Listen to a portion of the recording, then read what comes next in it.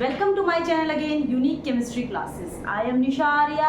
आपको last lecture में मैंने पढ़ाया था चैप्टर 1 क्लास 10th का केमिस्ट्री, जिसमें आपको केमिकल रिएक्शंस के बारे में बताया गया था। केमिकल रिएक्शंस क्या होती हैं, कौन सी ऐसी कैरेक्टरिस्टिक फीचर्स हैं जिनसे आप ये पता लगा सकते हैं कि जो भी आपके सामने चेंज हो रहा है वो एक केमिकल चेंज है। जैसे कि आपको 5 कैरेक्टरिस्टिक्स बताई थी, change in temperature, change in state, formation of the precipitate, like that. तो आप इन सब चीज़ों को देख के पता लगा सकते हैं कि आपकी रिएक्शन केमिकल रिएक्शन है या नहीं है। तो केमिकल रिएक्शन जो है उसको हमने समझा लास्ट लेक्चर में। नाउ नेक्स्ट लेक्चर जिसके अंदर हम पढ़ेंगे आगे, दैट इज केमिकल इक्वेशन। अब हम केमिकल इक्वेशन के बारे में पढ़ेंगे बेटा। आगे केमिकल इक्वेशन क्या होती है, देखिए जब पुराने टाइम में जब हमें केमिकल चेंज के बारे में हमने एक्सप्लेन करना शुरू किया तो सभी के दिमाग में आया how will we write that chemical change. हम उस केमिकल चेंज को रिप्रेजेंट कैसे करें, दिखाएं कैसे। तो शुरुआत में जब केमिकल चेंज के बारे में हमने स्टडी किया था तो हम जो भी केमिकल चेंज है उसको कंप्लीट सेंटेंस में लिखने की कोशिश करते थे, but that is a very cumbersome process. हम इतने बड़े बड़े चेंजेस को सेंटेंसेस में लिख के रिप्रेजेंट अगर करते हैं तो वो हमारे लिए या आपके लिए स्टडी करना बहुत ही मुश्किल हो जाता है। तो उसको आसान करने के लिए हमने 2 तरीके निकाले। तो केमिकल रिएक्शन को रिप्रेजेंट करने के लिए हमारे पास 2 तरीके हैं। There are 2 ways to represent the chemical reaction. बेटा केमिकल रिएक्शन को रिप्रेजेंट करने के लिए बच्चे हमारे पास 2 तरीके हमने निकाले। पहले तो आप सेंटेंस में करते थे, सेंटेंस बहुत कम्बरसम हो गया, तो कोशिश की गई कि इनको थोड़ा सा आसान किया जाए, समझना आसान हो जाए, लिखना आसान हो जाए, हर तरीके से ये हमारे लिए ईजीएस्ट वे में रिप्रेजेंट हो जाए। तो बच्चों सबसे पहले उन्होंने क्या किया कि सेंटेंस नहीं भैया कि वर्ड्स में लिखिए, तो इन्होंने सबसे पहले इनको वर्ड्स में लिखना शुरू किया। That is written in terms of the word. जैसे आपने पीछे भी रिएक्शन की थी, जिंक है, हम सल्फ्यूरिक एसिड यानी हाइड्रोजन सल्फेट के साथ ट्रीट करवाते हैं, that will give you zinc sulphate and hydrogen gas आपकी रिलीज होती है। एवोल्यूशन ऑफ गैस से कैरेक्टरिस्टिक आपने पढ़ा था, हीट चेंज आपने कैरेक्टरिस्टिक पढ़ा था, एक्सोथर्मिक रिएक्शन जिसके अंदर हम ये एग्जांपल देके चल रहे थे। तो अब इस बात को पूरा वर्ड्स में लिखना that is a very cumbersome process. तो उन्होंने क्या किया, साइंटिस्ट ने क्या किया कि you have to write that thing in the words. तो कैसे लिखेंगे आप, जिंक प्लस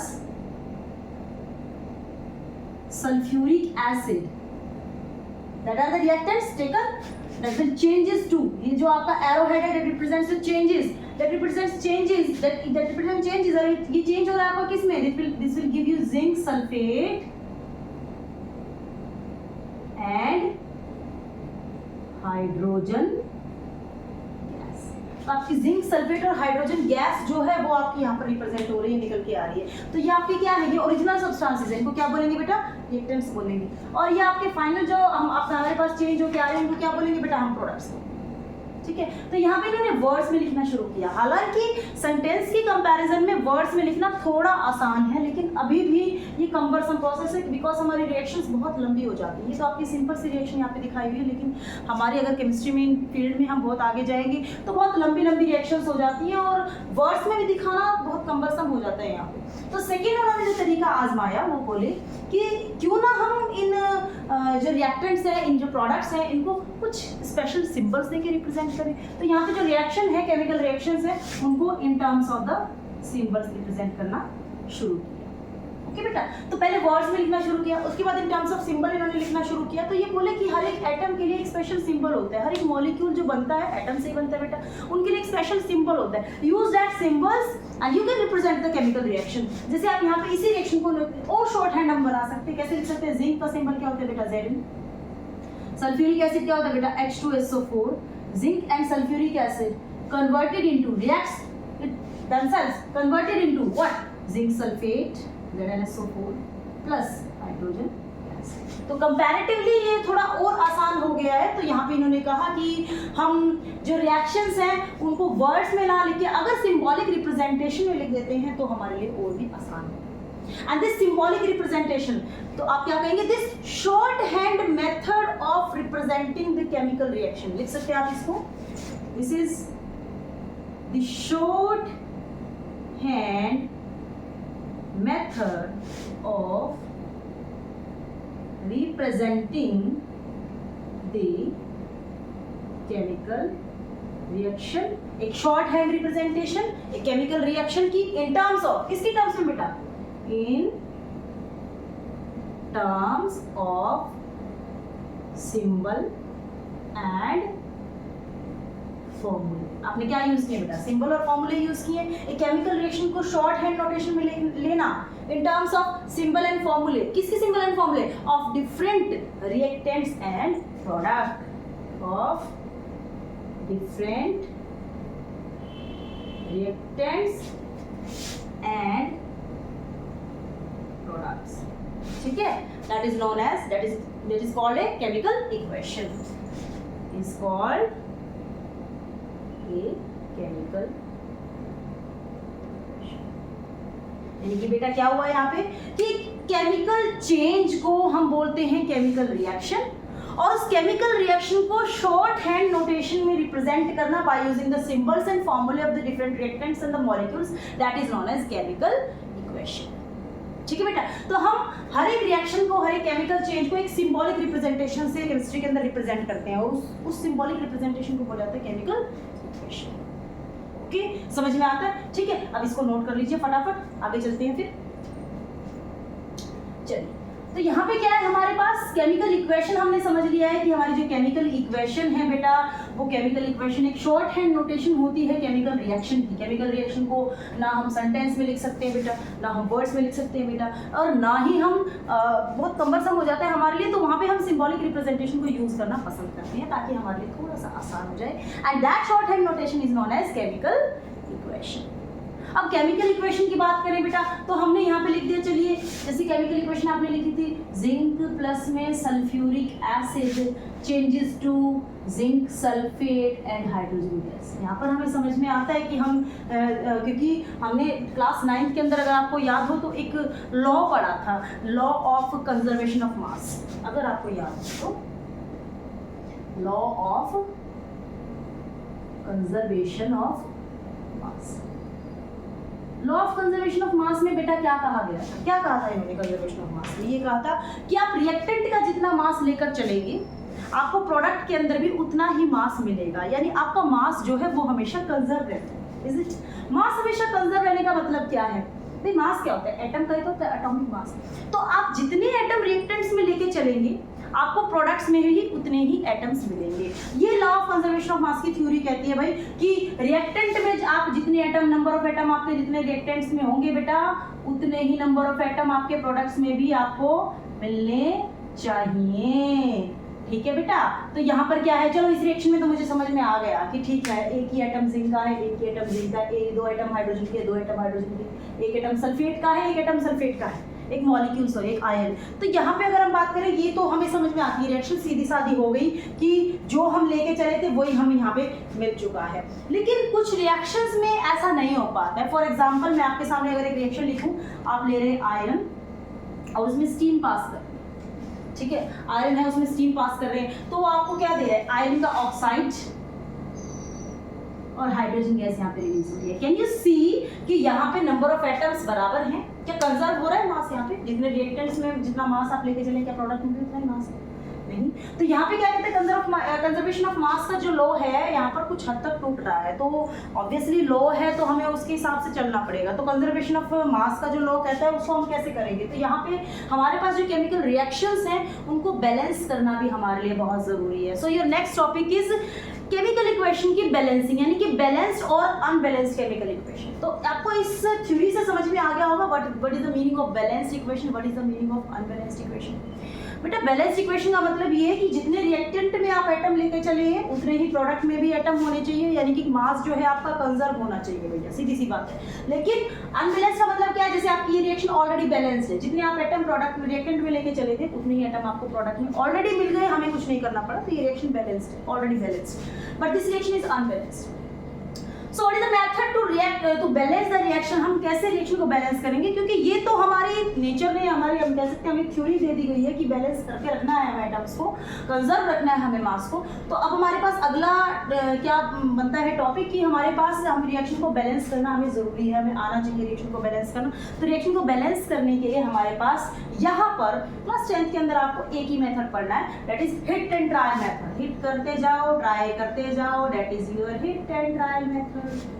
ठीक है, हिट करते जाओ, ट्राई करते जाओ, हिट करते जाओ, ट्राई करते जाओ, कभी ना कभी तो आपकी रिएक्शन बैलेंस हो जाएगी। हालांकि इसका एक तरीका हमारे पास रिएक्शन को बैलेंस करने का। सो we can say such an equation in which number of atoms in the reactant is always equal to या are always equal to number of atoms in the products, that type of the chemical equation is known as balanced chemical equation. या आसान सी भाषा में, an equation in which number of atoms from the reactant side are equal to the number of atoms in the product side, that is a balanced chemical equation। और अगर आपके बराबर नहीं है तो वो आपकी क्या कहलाएगी बेटा, अनबैलेंस्ड केमिकल इक्वेशन। ठीक है, तो अब आपको ये पता लग गया कि हमारे पास रिएक्शन में एटम्स का नंबर जो है रिएक्टेंट और प्रोडक्ट की तरफ क्या होना चाहिए, बराबर होना चाहिए, यानी कि रिएक्शन बैलेंस होनी चाहिए। तो अब रिएक्शन को बैलेंस करने के लिए हम क्या करेंगे, हम यूज करेंगे hit and trial method. Hit कीजिए, ट्राई कीजिए, हिट कीजिए, ट्राई कीजिए। तो उसके लिए आपको कुछ नहीं करना है, सीधी सी बात है। आप क्या करेंगे, पहले केमिकल इक्वेशन को अपनी लिख लेंगे। तो your first step is you have to write your chemical equation. Skeletal chemical equation को आप यहाँ पर लिखिए। ठीक है, उसके बाद जो भी फॉर्मूलाज है उनको बॉक्सेस में रख लीजिए। इस तरीके से आपने बॉक्सेस में रख लिया। सेकंड स्टेप आप क्या करेंगे, इनको बॉक्सेस में रख लेंगे। ठीक है, तो आपने केमिकल रिएक्शन को लिखा केमिकल इक्वेशन की फॉर्म में, और आपने सारे के सारे जो आपके मॉलिक्यूल्स हैं या एटम्स हैं उनको बॉक्सेस में एनक्लोज कर दिया। Is it? देन आपको क्या करना है, your third step is list कीजिए आपके कौन से एटम्स आपने यहाँ पे यूज किए हुए रिएक्टेंट्स एंड प्रोडक्ट की तरफ, और उन एटम्स का एक लिस्ट बनाइए। जैसे आप देखिए यहाँ पे आपके पास कौन से हैं, या तो आयरन है, या हाइड्रोजन है, या ऑक्सीजन है। तो आप लिस्ट बनाइए। यहाँ पे क्या करेंगे, आपने यूज किया आयरन, हाइड्रोजन और ऑक्सीजन। आयरन, हाइड्रोजन और ऑक्सीजन आपके पास एटम्स यूज हुए। देखिए आपके पास लेफ्ट हैंड साइड में ये कितने हैं, देखिए आपके पास ये राइट हैंड साइड में कितने हैं।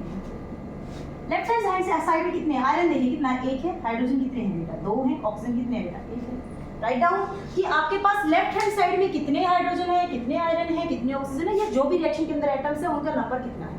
Write down same from the right hand side. Right hand side में आपका कितना है, 3 आयरन है, 2 हाइड्रोजन है, 4 ऑक्सीजन है। Is it? तो आपको पता चल गया कि नंबर तो भैया बराबर नहीं है। अब नंबर बराबर नहीं है तो इनको बराबर करना पड़ेगा। तो बराबर करने के लिए अपने पास नेक्स्ट स्टेप क्या है, पहले आपने इक्वेशन को लिखा, फिर आपने सभी को बॉक्सेस में रखा, फिर आपके जो नंबर ऑफ एटम्स हैं लेफ्ट हैंड साइड में, राइट हैंड साइड में, उनके काउंटिंग आपने लिखी यहाँ पर कि लेफ्ट हैंड साइड में आपके पास कितने, राइट हैंड साइड में आपके पास कितने हैं। Next step, choose the biggest formula. आप इस रिएक्शन के अंदर सबसे बिगेस्ट फॉर्मूला चूज कीजिए। This is iron oxide. ठीक है, तो आपका बिगेस्ट फॉर्मूला आपने चूज किया। The biggest formula in the reaction is बेटा क्या है, आयरन ऑक्साइड। ठीक है, अब चूज कर लिया। अब बिगेस्ट फॉर्मूले में ये देखिए ऐसा कौन सा एटम है जिसमें सबसे बड़ा चेंज आ रहा है। देखिए बिगेस्ट फॉर्मूला है आयरन ऑक्साइड, सबसे बड़ा चेंज किसमें आ रहा है बेटा, ऑक्सीजन के अंदर। यहाँ पर लेफ्ट हैंड साइड में 1 है, राइट हैंड साइड में 4 है। तो पहले उसको बैलेंस कीजिए। ठीक है बेटा, तो क्या करेंगे आप इसको, अगर राइट हैंड जो लेफ्ट हैंड साइड में 1 ही ऑक्सीजन, अगर उसको 4 से मल्टीप्लाई मैं यहाँ पर कर दूँ, 4 से मल्टीप्लाई यहाँ पर मैं कर दूँ तो क्या होगा। देखिए 4 से मल्टीप्लाई ऑक्सीजन को करने का क्या मतलब है, लेफ्ट हैंड साइड में जहां भी ऑक्सीजन है वहां पर मल्टीप्लाई कर दीजिए 4 से। तो आपके पास क्या बन जाएगी equation, Fe+4H2O changes to Fe3O4 and water. Is it not so? And hydrogen. Is it?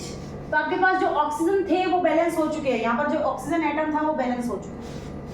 ठीक है, now balance the next atom. अब देखिए ऑक्सीजन को बैलेंस करने के बाद हमने क्या फॉर्मूला ये चूज किया था। ऑक्सीजन को बैलेंस करने के बाद नेक्स्ट एटम कौन सा है, आयरन। आप देख सकते हैं राइट हैंड साइड में 3 है, लेफ्ट हैंड साइड में 1। Then you have to multiply this with 3। इसका मतलब क्या है, लेफ्ट हैंड साइड में आपने मल्टीप्लाई किया, लेफ्ट हैंड साइड में मल्टीप्लाई किया, आयरन जहां पर भी लेफ्ट हैंड साइड में उसको 3 से मल्टीप्लाई कीजिए। Now check this equation, check कीजिए यहाँ पे 3 आयरन के एटम है, यस 3 आयरन के एटम्स है राइट हैंड साइड में भी। 8 आपके पास हाइड्रोजन के एटम्स हैं, नो ये अभी बैलेंस नहीं हुई है। 4 ऑक्सीजन के एटम है, यस दिस इज बैलेंस। तो आपके पास हाइड्रोजन बच गए, तो आप इधर से हाइड्रोजन को 4 से मल्टीप्लाई कर दीजिए, your reaction is balanced. So this is hit and trial method. आप बिगेस्ट फॉर्मूले को चूज कीजिए, आप एटम्स को मल्टीप्लाई कीजिए किसी इंटीजर से, हिट एंड ट्राई करते रहिए, आपकी रिएक्शन बैलेंस हो जाएगी। लास्ट में आपको चेक करना है कि आपके number of atoms from the reactant side are equal to the number of atom in the product side. अगर ये आपका कंप्लीटली बराबर आता है, it means your reaction is balanced. Is it? तो आपको रिएक्शन इस तरीके से बैलेंस करना है, आप रिएक्शन बैलेंस करके चलिए। तो केमिकल रिएक्शन हमने यहाँ पे समझ लिया क्या होता है। केमिकल रिएक्शन को केमिकल इक्वेशन कब कहते हैं? केमिकल इक्वेशन, क्योंकि हमारा law of conservation of mass को हमें फॉलो करना है, तो केमिकल इक्वेशन के अंदर हमारे जो एटम्स का नंबर है इन the reactant side and in the product side वो बराबर होना चाहिए बेटा। ठीक है, तो अब हमारे पास अगर यहाँ पे बात करूँ, मैंने आपके सामने रिएक्शन लिखी बेटा। चलिए अब अगला टॉपिक देखते हैं। हमने आपके सामने रिएक्शन लिखी, ठीक है, आराम से लिखते हैं चलो रिएक्शन को। ठीक है, क्या करा आपने? Nitrogen plus hydrogen changes to ammonia. क्या रिएक्शन बैलेंस है? नहीं है। तो क्या करेंगे आप? पहले रिएक्शन को बैलेंस कीजिए। देखिए 2 नाइट्रोजन है, यहाँ पे 1 है, यहाँ पे 2 हाइड्रोजन है, यहाँ पे 3 है, तो यहाँ पे 2 से मल्टीप्लाई कर दीजिए। देखिए 2 नाइट्रोजन हो गए। हाइड्रोजन बैलेंस करने के लिए यहाँ पे 3 से मल्टीप्लाई कर दीजिए। तो मतलब क्या रिएक्शन पूरी हो गई? नहीं। देखिए अब यहाँ पे क्या आपने देख लिया, ठीक है, हमने नाइट्रोजन को हाइड्रोजन के साथ मिक्स किया, आपका अमोनिया बन गया। पर ये बेटा इतना आसान नहीं है जैसे हमने बोल दिया, हमने नाइट्रोजन मिक्स किया, हाइड्रोजन के साथ अमोनिया बन गया। आप सिंपली अगर नाइट्रोजन हाइड्रोजन को इस तरीके से मिक्स करते हो तो आप लाखों साल तक, हजारों साल तक बैठे रहिएगा, अमोनिया नहीं बनेगा। This is a very cumbersome reaction. हम कहते हैं इसमें बहुत ज़्यादा टेम्परेचर, बहुत ज़्यादा प्रेशर जो है वो चाहिए होता है, तब ये रिएक्शन यहाँ पे कवर होती है। तो बेटा क्या आपको सिर्फ ये देखने से पता लग रहा है कि रिएक्शन की कंडीशंस क्या है? रिएक्शन के अंदर आपने रिएक्टेंट्स को गैसियस फॉर्म में लिया, एक्वस फॉर्म में लिया, सॉलिड फॉर्म में लिया, आपने किस फॉर्म में लिया है कि रिएक्शन यहाँ पे कवर हुई है? तो हमारे पास रिएक्शंस की केमिकल इक्वेशन जो हमने यहाँ पे दिखाई है आपको, उसकी कुछ लिमिटेशंस निकल के आई। लिमिटेशंस क्या थी कि हम यहाँ पर अगर किसी भी रिएक्शन या किसी भी केमिकल इक्वेशन को लिख रहे हैं तो वो हमें कुछ इस प्रकार से लिखनी है कि उस रिएक्शन को अगर कोई भी देख के खुद एक्सपेरिमेंटली प्रूव करना चाहता है तो वो प्रूव कर पाए, वो रिएक्शन वो कवर कर पाए। सिर्फ ये देखने भर से कि आपने ये रिएक्टेंट्स लिए, ये प्रोडक्ट्स बन गए, ये रिएक्शन कंप्लीट नहीं होती है। तो रिएक्शन को कंप्लीट करने के लिए हमारे पास क्या क्या मुद्दे उठ के आए, हमारे पास क्या लिमिटेशन उठ के आई, तो उसमें सबसे पहली लिमिटेशन थी केमिकल इक्वेशन की। तो आपका नेक्स्ट टॉपिक आपको क्या पढ़ना है बेटा? Limitations of chemical equation. क्या लिमिटेशंस थी आपकी केमिकल इक्वेशन की? क्या लिमिटेशंस थी? सबसे पहली limitation, physical state of the reactants and the products. वही सीधी सी बात है, आप रिएक्टेंट किस फॉर्म में लेके चल रहे हैं? गैसेस में लेके चल रहे हैं, आप सॉलिड में लेके चल रहे हैं, आप लिक्विड में लेके चल रहे हैं, क्योंकि इस चीज से भी रिएक्शन के अंदर फर्क पड़ता है बेटा। तो सबसे पहले आप कुछ भी लिख रहे हैं, कोई भी रिएक्टेंट लिख रहे हैं या कोई भी प्रोडक्ट लिख रहे हैं, फर्स्ट लिमिटेशन इज आपको फिजिकल स्टेट वहां पे रिप्रेजेंट जरूर करनी है, जो आप केमिकल इक्वेशन के अंदर अब तक नहीं कर रहे हो। ठीक है, तो पहली लिमिटेशन क्या थी? फिजिकल स्टेट की रिप्रेजेंटेशन। और वो कैसे रिप्रेजेंट करनी है बेटा? अगर आप रिएक्टेंट या प्रोडक्ट गैसियस स्टेट में रिप्रेजेंट करना चाह रहे हैं तो आपको यूज करना है ये सिंबल, एक्वस मतलब पानी में घुला हुआ तो ये symbol, solid then this one, और लिक्विड देन दिस वन। अगर गैसियस फॉर्म में प्रोडक्ट रिलीज होता है तो हम कई बार ऐसे भी दिखा देते हैं, प्रोडक्ट है जैसे हाइड्रोजन गैस रिलीज हो रही है तो उसके सामने इस तरीके से एरोहेड लगा देते हैं। ठीक है, क्योंकि उसको ये रिप्रेजेंट कर रहा है कि यहाँ पे गैसेस जो है वो रिलीज होती है। या फिर आपके प्रोडक्ट के अंदर प्रेसिपिटेट फॉर्म होते हैं, आपने किया था characteristics of the chemical equation के अंदर कि प्रेसिपिटेट फॉर्म हो रहे हैं, तो प्रेसिपिटेट अगर फॉर्म होते हैं तो वहाँ पे एरोहेड को कुछ इस तरीके से दिखा देते हैं, क्योंकि प्रेसिपिटेट है बेटा, सॉलिड है, नीचे बैठेगा। ठीक है, तो इस तरीके से हम यहाँ पे प्रेसिपिटेट को रिप्रेजेंट करते हैं। तो आप कोई भी रिएक्शन लिख रहे हैं, मान लीजिए आपने वही जिंक वाली लिखी बेटा, वही क्योंकि बार बार आप वही पढ़ रहे हो। ठीक है, जिंक है तो जिंक क्या होता है बेटा? सॉलिड की फॉर्म में ग्रेन्यूल्स होते हैं, तो इस तरीके से लिखिए, बताइए उनको कि आपने जिंक सॉलिड फॉर्म में लिया है। ठीक है, देन आपने क्या लिया? अगला क्या लिया था? H2SO4। अब उन्हें क्या पता H2SO4 आपने कैसा लिया बेटा? ठीक है, तो H2SO4 किस फॉर्म में लेते हैं हम यहाँ पे? एक्वस फॉर्म में लेते हैं, पानी में घुला हुआ होता है बेटा, डाइल्यूट लेते हैं हम यहाँ पे, अभी बताएंगे इसको भी, थोड़ा आगे आएगा, थोड़ा आगे चल के थोड़ा समझ में आएगा इसको।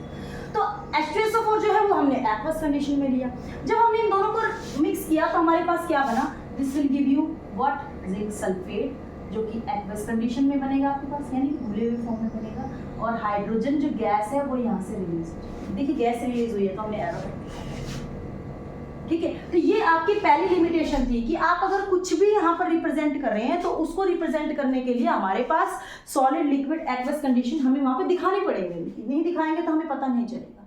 जैसे आप फर्दर और भी रिएक्शन, आपने वो एक रिएक्शन पढ़ी थी, बहुत इंपॉर्टेंट है वो reaction, lead nitrate PbNO3 whole twice, है ना, पोटेशियम आयोडाइड के साथ आप ले रहे हैं तो क्या बनता है आपका, लेड आयोडाइड बनता है और पोटेशियम नाइट्रेट बनता है। अब भाई बेटा क्या पता आपको ये किस फॉर्म में लिया हुआ है, लेड नाइट्रेट सॉलिड लिया हुआ है, पोटेशियम आयोडाइड सॉलिड लिया हुआ है, कैसे लिया हुआ है तो बताना पड़ेगा आपको। ये आपने कैसा लिया हुआ है, दिस इज एक्वस, घुला हुआ पानी में कलरलेस सॉल्यूशन होता है, दिस इज ऑल्सो एक्वस। ये क्या बने आपके पास, प्रेसिपिटेट। कैसे कलर के बने थे बेटा, क्योंकि बोर्ड में क्वेश्चन पूछने थे प्रेसिपिटेट के, कैसे कलर के बने थे बेटा, येलो, ठीक है। और पोटेशियम नाइट्रेट कैसा बनेगा बेटा, एक्वस। तो पहली लिमिटेशन को हमने इस तरीके से क्रॉस किया कि फिजिकल स्टेट हमें रिप्रेजेंट करनी है। फिजिकल स्टेट अगर हमें रिप्रेजेंट करनी है तो हमारा जो भी रिएक्टेंट या प्रोडक्ट आपके सामने, जो भी रिएक्टेंट या प्रोडक्ट वहां पे दिखाया हुआ है उसकी स्टेट को दिखाइए, रिप्रेजेंट कीजिए, is it. Second, concentration of acid.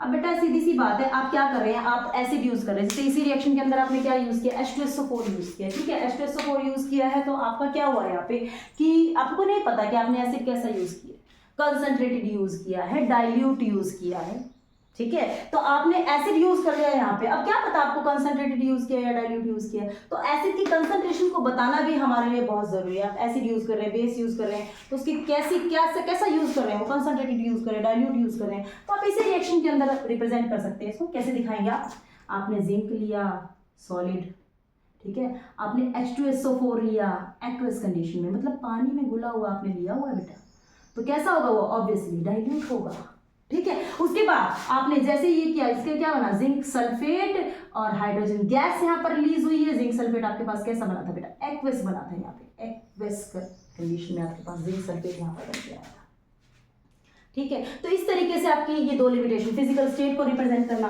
Concentration आपकी रिप्रेजेंट करनी है आपको एसिड की, या आप बेस यूज कर रहे हैं उसकी क्या बताना है आपको, पूरी तरह से रिएक्शन के अंदर बताना है क्या हो रहा है, ठीक है। तो तीसरी लिमिटेशन क्या, हीट चेंजेस। अब आप पीछे कैरेक्टरिस्टिक में पढ़ के आए थे कि रिएक्शन होती है तब हीट चेंज होती है, या तो क्या होता है, या तो आपकी एनर्जी रिलीज होती है हीट की फॉर्म में, या एनर्जी एब्जॉर्ब की जाती है। और अगर एनर्जी रिलीज होती है तो उसको क्या बोलते थे बेटा, एक्सोथर्मिक। बताया था आपको, therm word related to heat, exo मतलब बाहर, एक्सोथर्मिक हीट का बाहर जाना, ठीक है। एंडो मतलब अंदर, ठीक है। Thermic, therm word is related to heat, तो हीट एनर्जी का अंदर एब्जॉर्ब करना। रिएक्शंस के अंदर हीट एनर्जी एब्जॉर्ब भी हो सकती है, हीट एनर्जी रिलीज भी हो सकती है, ठीक है। उसी के हिसाब से हम बोलते हैं इनको एक्सोथर्मिक रिएक्शन, एंडोथर्मिक रिएक्शन, ठीक है। जैसे अब यहाँ पे क्या कहेंगे, एक्सोथर्मिक रिएक्शन का क्या एग्जांपल दिया था आपको मैंने, वहाँ पे एक्सोथर्मिक रिएक्शन है, हीट वहाँ पे रिलीज हो रही है, वही रिएक्शन ले लीजिए, वही ले लीजिए, आपका याद हो जाएगी आपको। जिंक लिया था आपने किस फॉर्म में, सॉलिड फॉर्म में। H2SO4 लिया था आपने कैसा, डाइल्यूट, कैसी फॉर्म में बेटा, एक्वस फॉर्म में।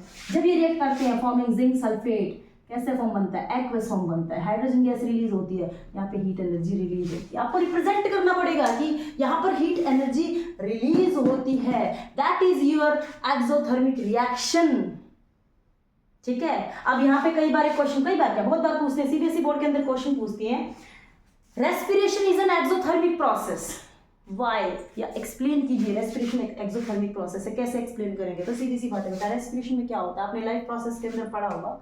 रेस्पिरेशन में क्या होता है, जब ग्लूकोज जो हमारी बॉडी में होता है, रेस्पिरेशन के अंदर हम रेस्पायर करते हैं, ऑक्सीजन को अंदर लेके जाते हैं, तो ऑक्सीजन जो गैस जाती है, हमारे पास ग्लूकोज वहां पर पड़ा हुआ होता है। कैसी कंडीशन में बेटा, ग्लूकोज हमारी बॉडी के अंदर एक्वस कंडीशन में, ऑक्सीजन गैस जाती है, क्या होता है, जैसे ऑक्सीजन गैस जाती है, this glucose will break down into what, CO2, water vapours और एनर्जी, ATP की फॉर्म में जो हमारी बॉडी के अंदर स्टोर होता है, एनर्जी रिलीज होती है। So this is an exothermic process, ठीक है। इसी तरीके से कोई एंडोथर्मिक प्रोसेस होगा, कोई भी एंडोथर्मिक प्रोसेस का एग्जांपल ले लीजिए। मान लीजिए हमने क्या कह दिया, नाइट्रोजन, तो ऐसे रिएक्शंस को बोलते हैं बेटा थर्मोकेमिकल रिएक्शंस, जिनके अंदर therm word that is related to heat change, ऐसी केमिकल रिएक्शन जिनके अंदर हमारा हीट चेंज हो रहा है, that type of reactions are known as thermochemical reactions, okay, is it. तो आपकी ये जो हमारी लिमिटेशंस थी, 3 लिमिटेशंस, नेक्स्ट लिमिटेशन हम पढ़ेंगे नेक्स्ट लेक्चर के अंदर कि आपकी फिजिकल स्टेट्स आपको दिखाने हैं, आपको हीट चेंज दिखाने हैं, आप एसिड जो यूज कर रहे हैं वो एसिड भी आपको रिप्रेजेंट करना है रिएक्शन के अंदर। तो ये सब कुछ आपको ध्यान में रख के केमिकल रिएक्शंस को पढ़ना है, ठीक है, अगर आपको समझ में आ रहा है सब कुछ क्लियर हो रहा है, यहाँ पे क्रिस्टल क्लियर हो रहा है सब कुछ, तो आप मेरे चैनल को लाइक कीजिए, सब्सक्राइब कीजिए और अपने व्यूज को बढ़ाइए। फोर्थ जो लिमिटेशंस है हमारी केमिकल रिएक्शंस की, वो थी condition under which reaction takes place. That is the conditions under which reactions takes place. अभी आपको पहले बताया है जैसे कि केमिकल इक्वेशन जो हम लिख रहे थे उसमें कुछ लिमिटेशंस थी।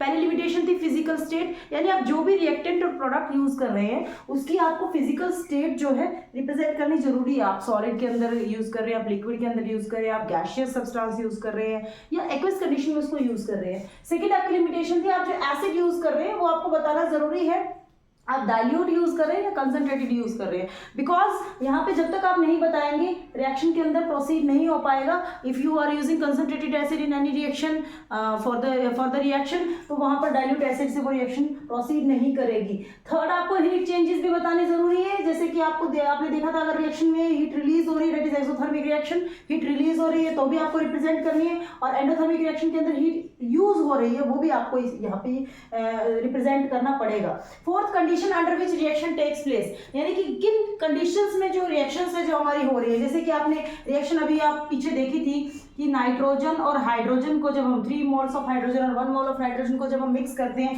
That will give you ammonia, 2 moles of ammonia, but that is not very easy process, बहुत आसान सा प्रोसेस नहीं है। जैसा कि हमने देखा कि हाइड्रोजन यूज किया गैसियस के फॉर्म में, फिजिकल स्टेट्स आप इसकी दिखाएं यहाँ पे गैसेस की फॉर्म में, तो आपको गैसियस जो फॉर्म में अमोनिया जो है वो गैस रिलीज होती हुई दिखाई देती है। बट यहाँ पर हमने चलो ये फिजिकल स्टेट्स तो बता दी, बट जब तक हम इनकी कंडीशंस नहीं बताएंगे this reaction will not proceed. तो इसकी कंडीशंस बताने जरूरी है। हमें यहाँ पर लगभग 500 degree Celsius temperature, 200 atmospheric pressure और आयरन या फिर मोलिब्डेनम एज ए कैटलिस्ट के हमें यहाँ पे मेटल्स यूज करने पड़ते हैं। तो ये आपकी होती है conditions under which the reactions take place.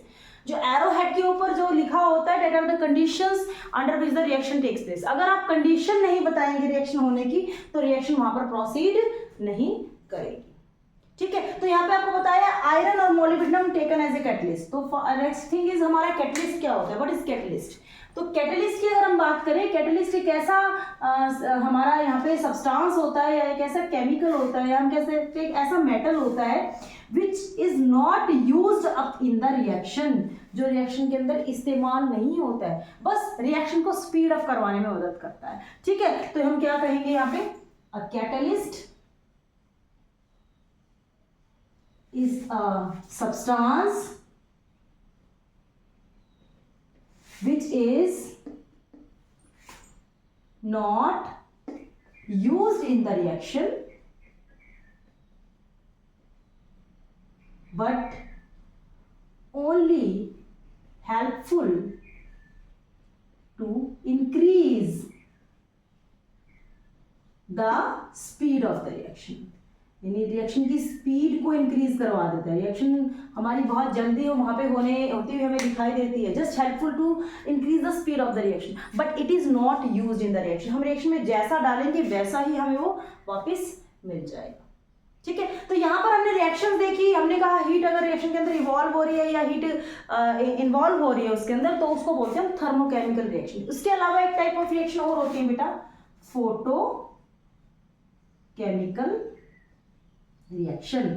आपको नाम से पता चल रहा है केमिकल रिएक्शन जो फोटोन्स की मदद से हो रही हो। फोटोन्स बेटा सनलाइट की मदद से हो रही हो। जैसे आप क्या करते हो, कार्बन डाइऑक्साइड, वाटर, ठीक है, सनलाइट की प्रेजेंस में अगर आप क्लोरोफिल की प्रेजेंस में अगर कार्बन डाइऑक्साइड वाटर को कांटेक्ट में लेके आते हो तो क्या बनता है यहाँ पे, this will give you glucose and oxygen and small amount of water vapours also released there. ठीक है, तो यहाँ पर क्या होता है, ये दिस इज योर फोटोसिंथेसिस। ठीक है, फोटोसिंथेसिस की रिएक्शन है ये कि यहाँ पर सनलाइट का यूज कर रहे हैं। तो ऐसी रिएक्शन जिनमें सनलाइट की मदद से रिएक्टेंट से प्रोडक्ट्स की फॉर्मेशन होती है, that type of the reaction is known as photochemical reaction. तो अब तक हमने इस चैप्टर के अंदर देखा है केमिकल रिएक्शंस क्या होती हैं, केमिकल रिएक्शंस के हमने एग्जांपल्स देखे, केमिकल रिएक्शन, कोई भी रिएक्शन केमिकल रिएक्शन है, इसके लिए हम कैसे पता लगाएंगे। हमारे पास 5 कैरेक्टरिस्टिक्स हमने बताई थी, और 5 कैरेक्टरिस्टिक्स को बताने के बाद हमने ये कहा था कि रिएक्शंस को रिप्रेजेंट कैसे करेंगे। The short hand notation of the chemical reaction that is known as chemical equation. और केमिकल इक्वेशन की हमने लिमिटेशंस बताई हैं कि फिजिकल स्टेट बतानी जरूरी है, एसिड कैसा यूज कर रहे हैं ये बताना जरूरी है। फर्दर हमें ये भी बताना जरूरी है कि हमारी हीट इवॉल्व हो रही है, क्या हीट एब्जॉर्ब हो रही है, यानी कि एक्सोथर्मिक है या एंडोथर्मिक है। लास्ट रिएक्शन की कंडीशंस जो एरोहेड पे होती हैं वो भी हमें बतानी जरूरी है। और इसके साथ हमारा जो केमिकल इक्वेशंस हैं उसका कंप्लीट आइडिया हमें लग जाता है कि एक रिएक्शन के अंदर हमने जो भी रिएक्टेंट यूज किया हुआ है, जो भी प्रोडक्ट हमारा बनेगा वो किस स्टेट में यूज होगा, किस स्टेट में बनेगा, क्या कंडीशंस होंगी रिएक्शन को प्रोसीड करने के लिए। And this is all about the chemical equation, जिसकी कंप्लीट नॉलेज हमें इस एक शॉर्ट हैंड नोटेशन से मिल जाती है। Thank you.